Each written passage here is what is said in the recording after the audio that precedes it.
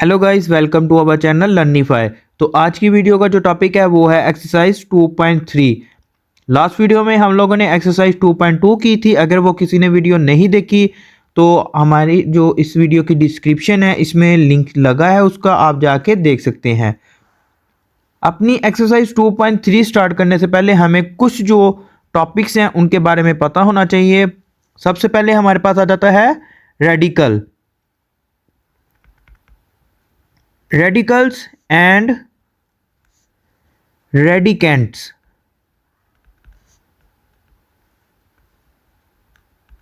Radical और radicands क्या होते हैं? तो अगर हम लोग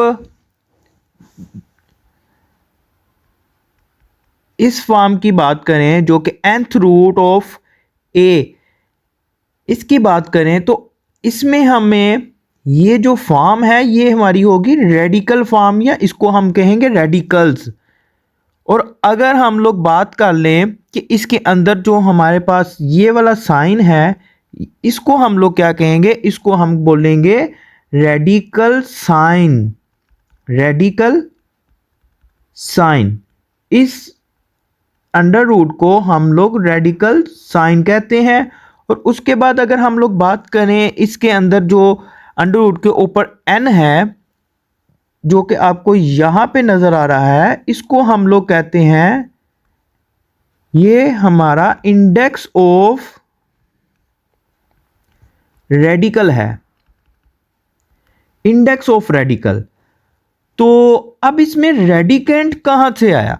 अब जो हमारे पास जो होता है ए, जो कि अंडर दी इस रेडिकल साइन के है, जो कि रेडिकल साइन के अंडर होता है, उसके अंदर जो हो लिखा होता है उसको हम लोग रेडिकेंट कहते हैं।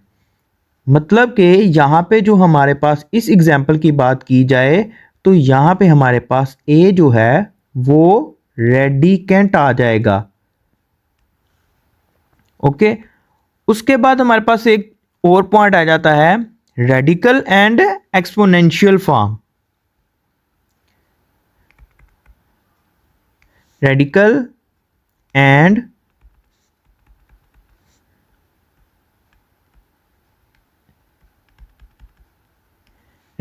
Exponential form.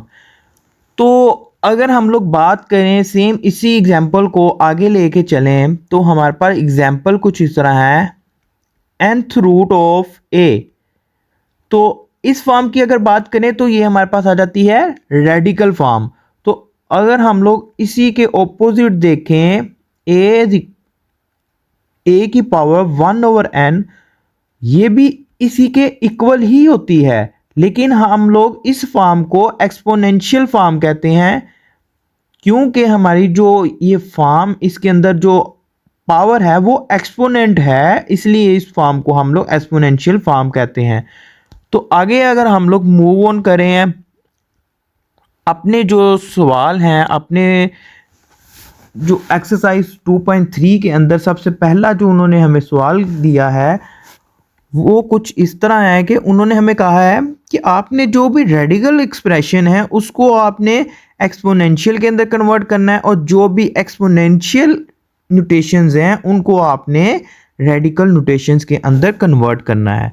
तो सबसे पहले हम लोग पार्ट 1 की बात करें तो पार्ट 1 हमारे पास आता है थर्ड रूट ऑफ -64। तो अगर आप देखें लास्ट में उन्होंने मेंशन किया है डू नॉट सिंप्लीफाई, मतलब कि हम लोगों ने इसे मज़ीद सिंप्लीफाई नहीं करना, सिर्फ इसको एक्सपोनेंशियल फॉर्म के अंदर कन्वर्ट कर देना है। क्योंकि ये हमारे पास रेडिकल फॉर्म है तो इसको हम लोग सिंपल एक्सपोनेंशियल फॉर्म में कन्वर्ट करेंगे। तो अगर हम लोग इसकी एक्सपोनेंशियल फॉर्म देखें तो एक्सपोनेंशियल फॉर्म हमारे पास आ जाती है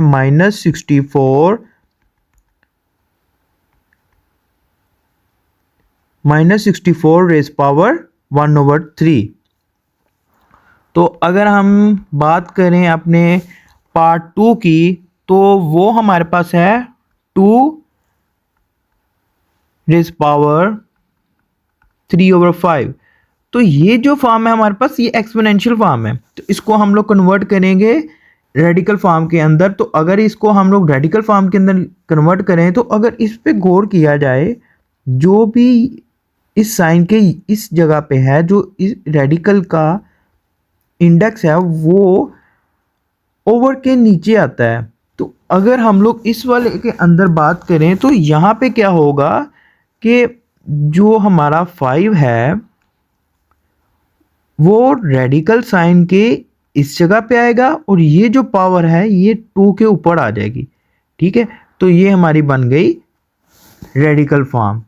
तो सेम इसी तरह जो दूसरे सवाल हैं वो भी हो जाएंगे, बहुत इजी हैं। उसके बाद हमारे पास आ जाता है क्वेश्चन नंबर 2। क्वेश्चन नंबर 2 के अंदर उन्होंने पूछा है ट्रू और फॉल्स। हम लोगों ने सिंपल ये बताना है कि ये जो स्टेटमेंट लिखी है ये ट्रू है या फॉल्स है। सबसे पहले अगर बात की जाए पार्ट 1 की, तो उन्होंने हमें दिया है 5 इस पावर 1/5। तो उन्होंने कहा है ये इज इक्वल टू होता है 5 अंडर रूट के।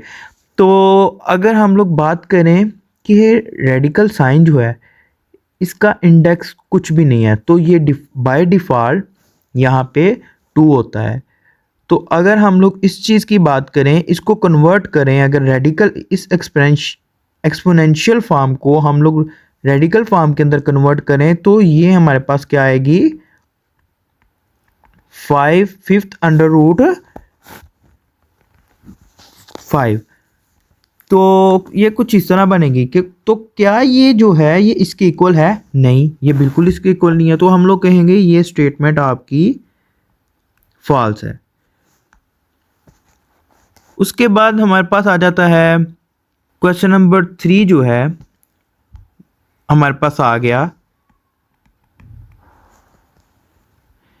Simplify the following radical expression. तो हमारे पास जो रेडिकल एक्सप्रेशन उन्होंने दी हैं उनको हमने सिंप्लीफाई करना है। तो सबसे पहले हमारे पास है इसका पार्ट 1 जो है वो है थर्ड रूट ऑफ -125। तो अगर हम लोग सबसे पहला जो स्टेप हमारा होता है, जो फर्स्ट स्टेप है वो हमारा है इसको एक्सपोनेंशियल फॉर्म में कन्वर्ट करना। तो हम लोग सबसे पहले स्टेप में इसको एक्सपोनेंशियल फॉर्म में कन्वर्ट करेंगे। उसके बाद अगर हम बाद में देखेंगे कि क्या इसकी फैक्टराइजेशन हो रही है, क्या इसके फैक्टर बन रहे हैं। तो अगर 125 की बात करें तो इसके फैक्टर जो होते हैं वो होते हैं 5 मल्टीप्लाई बाय 5 मल्टीप्लाई बाय 5। तो हम लोग इसका क्या करेंगे, इसको इस फैक्टर की फॉर्म में लिख लेंगे जो कि कुछ इस तरह बनेगी 5⁻³ और ये इस तरह आएगा। अब जो हमारे पास है एक लॉ है हमारे पास, law of exponent. Law of exponent क्या कहता है, अगर आपके पास कोई भी इस तरह नंबर हो और उसकी पावर में कुछ लिखा हो और उसके बाद उसकी होल पावर भी हो, तो आप क्या करें, उसकी दोनों जो पावर्स हैं उनको आपस में मल्टीप्लाई कर दें। तो हम लोग क्या करेंगे 5 - 5 इस पावर 3 मल्टीप्लाई बाय 1/3। तो यहाँ पे ये हमारा 3 से कट जाएगा, तो मेरे पास आंसर आ जाएगा -5। ये मेरे पास सिंप्लीफाई आंसर आ गया। सबसे पहले मैंने क्या किया,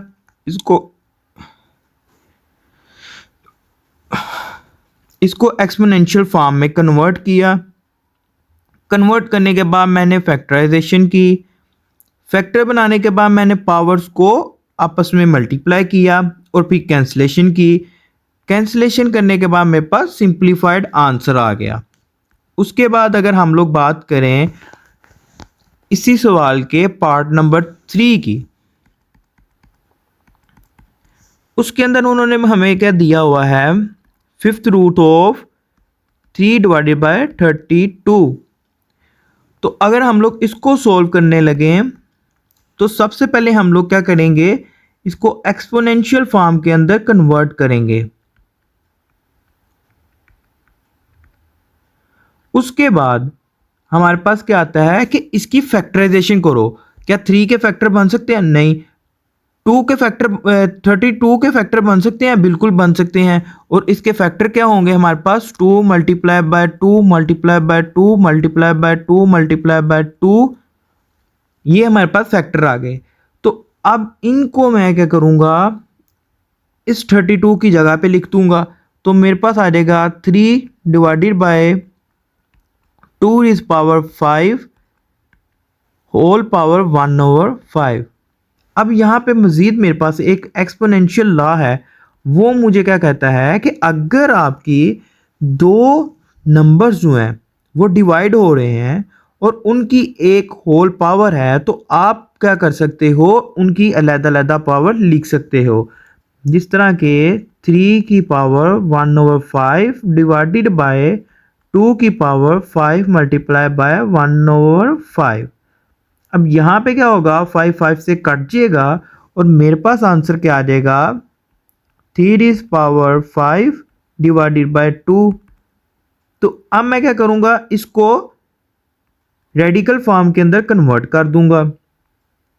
अब रेडिकल फॉर्म के अंदर मैंने कन्वर्ट किया तो मेरे पास आंसर जो आया है वो है 5th root of 3 divided by 2।